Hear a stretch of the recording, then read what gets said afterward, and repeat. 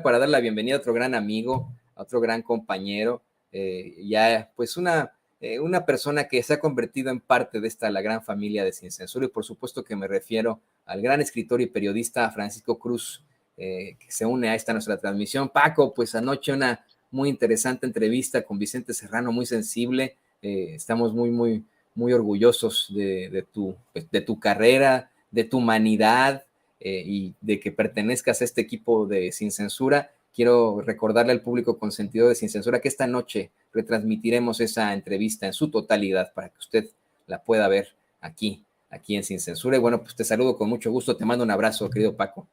Toño, muchas gracias. Buenos días. Mira, dicen que uno se acomoda donde pertenece, así que aquí pertenecemos, aquí estamos y estaremos, Toño. No, muchas gracias. Mira, yo me divertí en la entrevista, disfruto el periodismo, mientras lo siga disfrutando, con lo duro que es, fíjate, con lo duro que escribo, tengo que disfrutarlo. Así que no, muchas gracias. Pero mira, ahorita, me conecté porque oí la palabra whisky y dije, no, bueno, pues nunca hay que decirle que no al primero ni al último, Toño. Pero además, mira, estaban hablando de Otto y yo nomás quiero recordar que Otto era el responsable en la campaña de Salinas de corromper a todos los periodistas, ¿eh?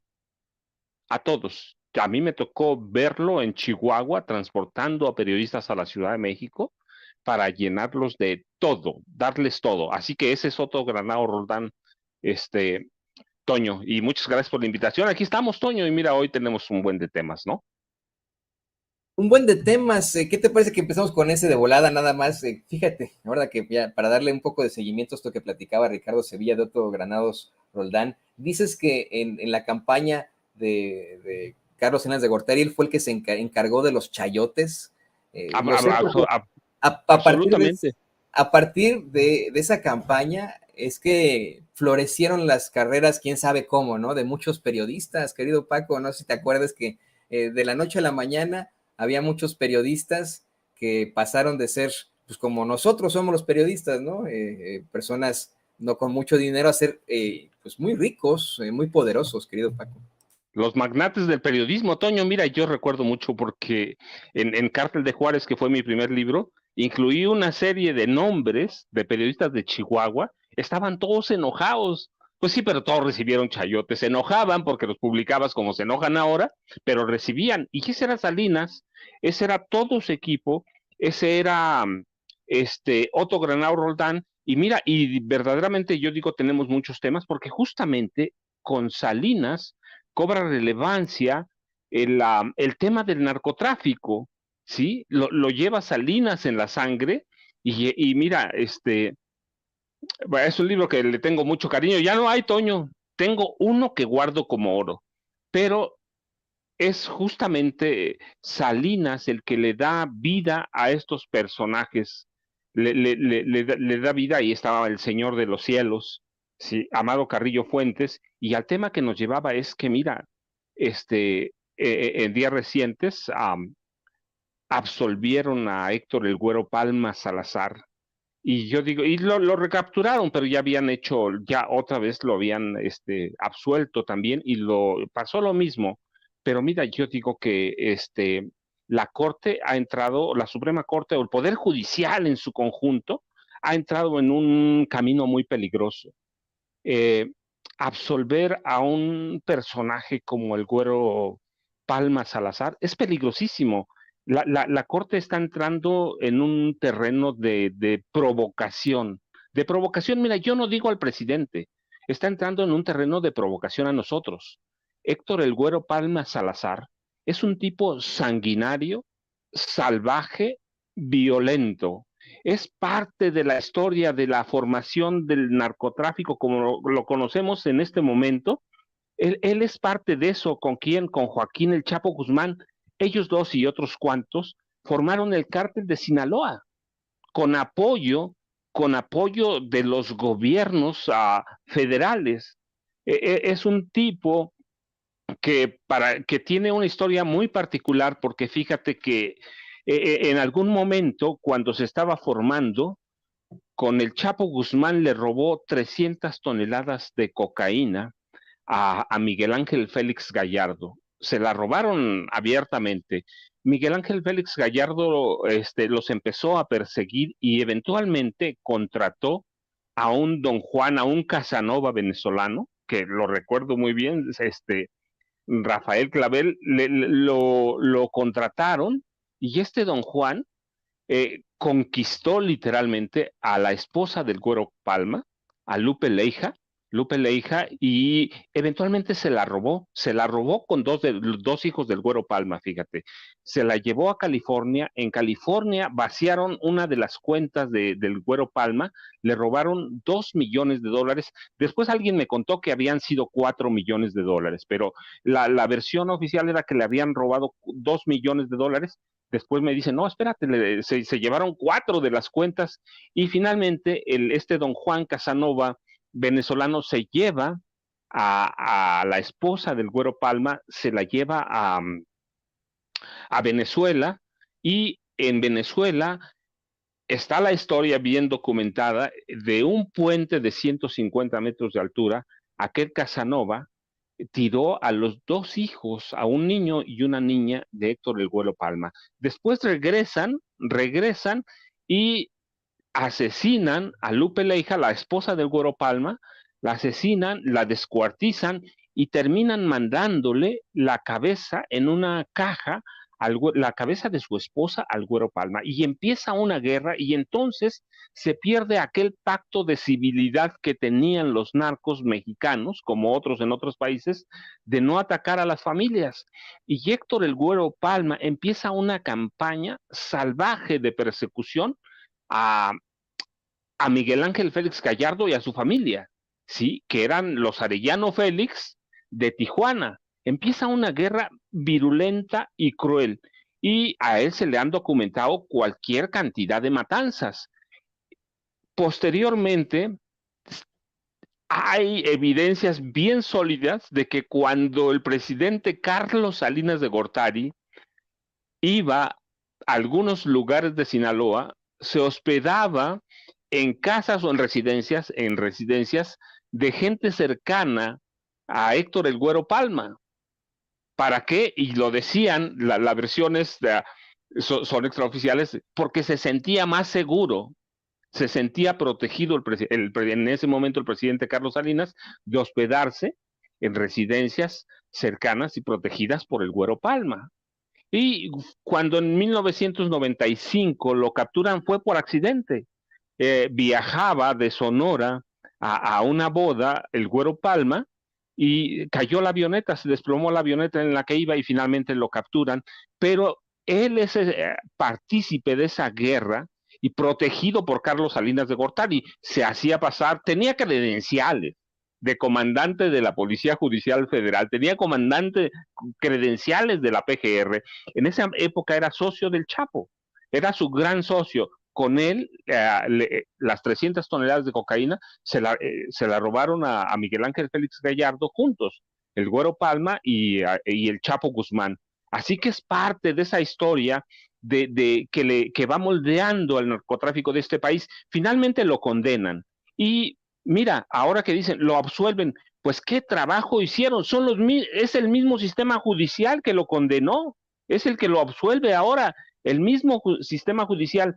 Si pasó eso, verdaderamente es una muestra de todo lo podrido que está el sistema judicial federal, todo el poder judicial federal, porque no estamos diciendo que es un poder judicial que impuso el presidente Andrés Manuel López Obrador, es el mismo, son capaces los jueces, magistrados y los ministros de la Suprema Corte de Justicia de la Nación de liberar a un capo como Héctor El Güero Palma. Sí, sí, esta Suprema Corte es capaz. Recuerda, poco antes de que terminara el sexenio de Enrique Peña Nieto, ordenaron liberar a Rafael Caro Quintero en una madrugada. Cualquier día nos dan la sorpresa de que liberan al Güero Palma. Sí, es un poder judicial que encabeza el PRI. A través de Norma Piña es lo mismo. ¿Son capaces? Sí son capaces. Entonces están en un plan provocador, Toño. Hay una provocación. No es para el presidente, es para nosotros. es para nosotros. El narcotráfico, como lo conocemos, nace con el PRI, luego lo adopta muy bien el PAN y crean un cártel en Los Pinos, pero es lo que están haciendo con el Güero Palma, con toda esta historia que resumimos así de a poquito, es una barbaridad, Toño. No importa lo que, en las condiciones que lo hayan dado, ellos lo condenaron, ellos lo vivieron y ahora lo absuelven. Me parece que es un despropósito que solo tiene un objetivo, ¿sí? Provocar.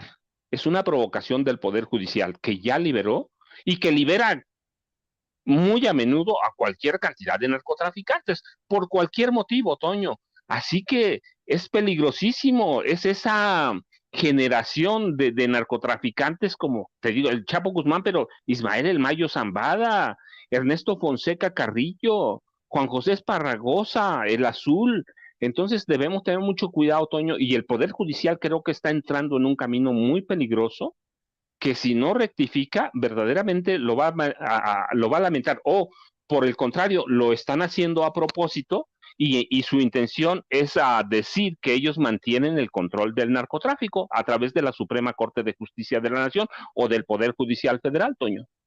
Esto es extremadamente fuerte lo que nos planteas, querido Paco, esta vinculación que haces de pues el máximo poder judicial que existe en México, la Suprema Corte de Justicia de la Nación, precisamente con el crimen, al pensar que deben de ser ellos los principales guardianes de la justicia. Nos acabas de plantear cómo es que es una provocación esta serie de liberaciones que han hecho de miembros del crimen organizado, liberación también de cuentas de personajes vinculados al crimen, como es pues la familia, en todo caso, de Genaro García Luna. Esto es extremadamente duro, por eso es que te preguntaría yo a ti, además de los privilegios que hasta recientemente se han exhibido, que hoy el mismo presidente López Obrador enumeró uno a uno 40 privilegios, entre los que pues destacan estos salarios millonarios, estas primas vacacionales, los aguinaldos, las comidas en restaurantes caros gratis, la tramitología gratis, toda esta serie de privilegios, una pensión vitalicia también millonaria.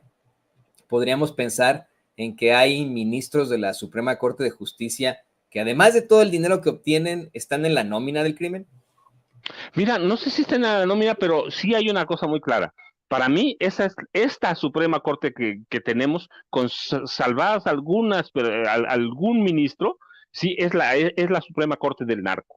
A mí no me queda duda. Si tú liberas, absuelves a un capo como Héctor El Güero Palma, si liberas a Rafael Caro Quintero, si le devuelves las cuentas bancarias a Linda Cristina Pereira Calves, la esposa de Genaro García Luna, si liberas las cuentas de Luis Cárdenas Palomino, creo que si camina como gato, anda con maulla, es un gato. Para mí, esta Suprema Corte es muy peligrosa y te digo, yo veo, yo veo la absolución de Héctor El Güero Palma, al margen de que lo hayan recapturado ahí mismo. Esta es la segunda ocasión que la Corte está en ese camino peligroso, sirviendo al narco que siempre sirviendo al narco de Carlos Salinas de Gortari. Es un hombre que era protegido por Salinas. Están haciendo el servicio para Carlos Salinas de Gortari, lo mismo que hicieron con Caro Quintero. No lo digo yo, mira, el presidente, lo he dicho en algunas otras ocasiones, el presidente Miguel de la Madrid lo dijo, cuando le preguntan, ¿se arrepiente de algunas cosas? Sí, Raúl Salinas de Gortari controla el narcotráfico, o está involucrado en el narcotráfico, y el presidente Salinas se robó toda la partida secreta, pero si lo controla el hermano del presidente, pues el hermano del presidente tiene el control del narcotráfico. Y sí, insisto, sí es la Corte del Narco, es la Suprema Corte de Justicia del Narco, no es un ejemplo. El Güero Palma, te digo, porque hay que ver la simbología, todo lo que representa el Güero Palma, representa a Salinas y la forma que controló Salinas el narcotráfico, representa ese sexenio que hizo de este país lo que somos ahora, que nos metió en una espiral de violencia que no ha terminado y que metió en esa espiral de violencia al Partido Acción Nacional.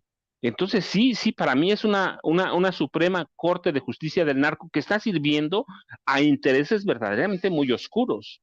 No, te digo, no se trata del Güero Palma, se trata de todos los casos que hemos dicho y podemos analizar otros casos. Entonces, está entrando en un camino de confrontación y para mí, yo interpreto, nos está diciendo la Suprema Corte, yo controlo al narco. Y cualquier día lo libera a la madrugada, ¿eh? Así liberaron a Rafael Caro Quintero en la madrugada y dijeron que ya no se iba a dedicar al narco. ¿Y a qué salió? A darle forma al cártel de Caborca. Pues, ¿qué va a hacer el Güero Palma cuando salga? Que te digo, estaba acusado de usurpación de funciones, de narcotráfico, asesinato, pero además todo era comprobable y lo condenan y ahora ellos dicen, no, estábamos equivocados por lo que sea. Que estábamos equivocados, espérate.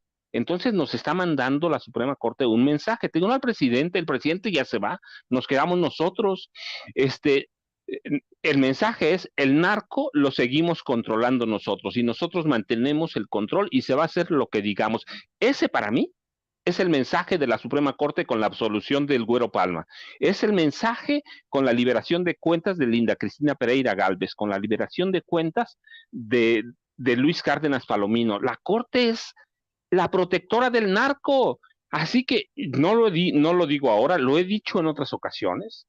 Lo mejor que le puede pasar a este país es desaparecer al Poder Judicial y crear, armar de cero otro Poder Judicial. ¿Se puede? Yo sé que de momento no se puede, sé que es muy complicado si tomamos en cuenta que parte del Congreso, en parte del Congreso, muchas decisiones tienen que pasar también por el PAN, nos guste o no, por el PRI, y que son partidos que se involucraron en el narcotráfico, no en el narcotráfico, en el crimen organizado, cárteles inmobiliarios, lo que tú quieras, y todo lo perdonan. Entonces, los mensajes de la Corte para mí son una provocación que puede tener consecuencias lamentables.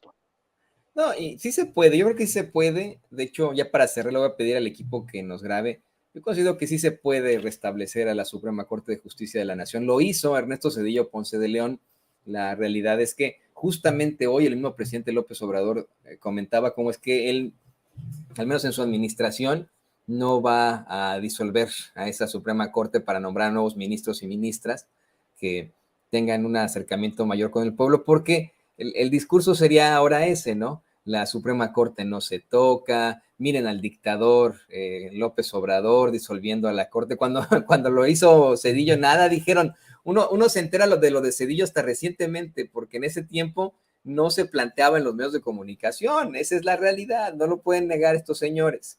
Ahora bien, creo que tal vez podría ser uno de los momentos fundamentales de quien quiera que sea el sucesor o la sucesora del presidente López Obrador. Y creo que aquí sí tendría que pensar por el bien de México y no tanto de su buena fama. Me explico, querido Paco. Muchos, ese es el problema con los políticos. No quieren quedar mal ante la historia, no quieren quedar mal ante la opinión internacional y efectivamente el disolver una Suprema Corte, pues que sería un acto verdaderamente cuestionable si no se tiene el contexto.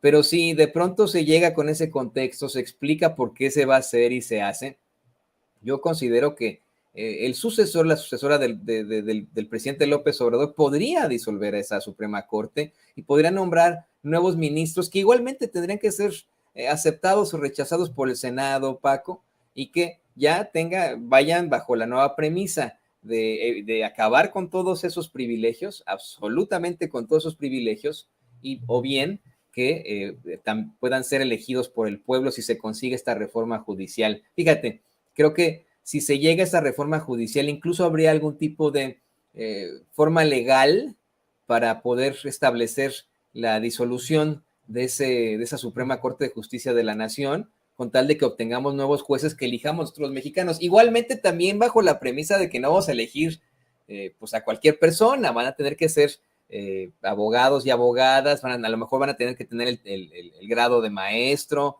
o el grado de doctor para poder ejercer, ser un doctor de la ley, una doctora de la ley para poder ejercer. Hay que pensar muy bien, los ministros que se elijan no podrían en todo caso pertenecer a algún partido político, porque ahí sí ya nos daríamos cuenta de la realidad, ¿no? Toño, es eso, es que la Suprema Corte es un refugio de grupúsculos, no de grupos, de grupúsculos políticos. Es un refugio de personas que los presidentes usaron para hacer lo que son, para hacer lo que son. Mira, yo decía, Héctor, el Güero Palma tiene las claves sobre el asesinato del cardenal Juan Jesús Posadas Ocampo. Entonces, es un personaje al que hay que prestarle atención, que tiene las claves del desarrollo del narco y que además fue protegido desde la presidencia de la República de Carlos Salinas de Gortari. Y eso es lo que está haciendo esta Suprema Corte, que tienes tu razón. El primer acto de Cedillo cuando llega a la presidencia es enviar una iniciativa de ley para disolver para reformar el Poder Judicial y en esos elegir o imponer una nueva corte, pero mira, lo hace por las razones equivocadas, porque quería deshacerse de los ministros salinistas y quedar salvo él de todo lo que pudiera hacer. Pero ¿qué hace? Pues mira, lo único que hace es que nos hereda a los Zetas. Él es el que nos hereda a los Zetas, saca el comando Zulu del ejército y los Zulu se acortan a Zetas y esa es la herencia. Por eso digo, para mí es bien delicado, Toño, y lo primero sí que tiene que hacer el próximo presidente es disolver al Poder Judicial, crear uno nuevo, y bueno, por algo le llamamos la Corte Dorada, Toño. Sí, son los ministros dorados, ganan lo que quieren, hacen lo que quieren, y son los dioses de este país. Mira, cuando ellos toman una decisión, son inatacables.